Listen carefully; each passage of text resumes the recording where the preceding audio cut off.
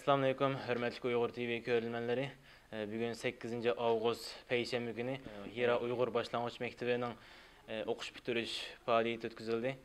Assalamu alaikum, Nohmancıka qanday ahvalınız? Selam, qanday ahvalınız, yaxshimi? Yaxshi, Alloh shukri. Nohmancıka 4 yil o'tdi, muvaffaqiyatli yapmadinglar Hira Mektebi'ni. Allah sizlardan razı olsun. 5 yilga qadam qo'ydinglar. Bundan keyin qanday planlaringlar varmış to'g'risida xabar bergan bo'lsangiz. Deganingizdak 4 yil to'shibdi. 4 yil japoliq qadam bosqichlarimiz bilan mushu yerga keldik. Hozir boshlang'ich o'quvchilarimizdan, ona til o'quvchilarimizdan 350 atrofida, cho'nglardan, kursantlardan, ya'ni til o'rganganlardan 170 nafar atrofida o'quvchimiz davomli o'qiyotdi.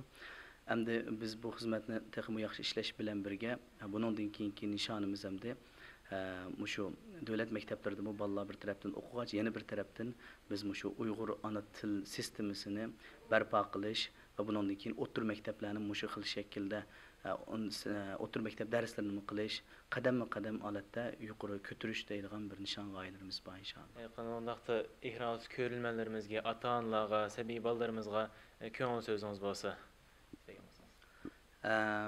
Hurmatli ota-onalar, ustozlar, Qurban hayitimiz kelyapti. Aldı bilan hammalarning Qurban hayitini tabriklayman. İnşallah biz g'ayrat qilaylik, tirishaylik.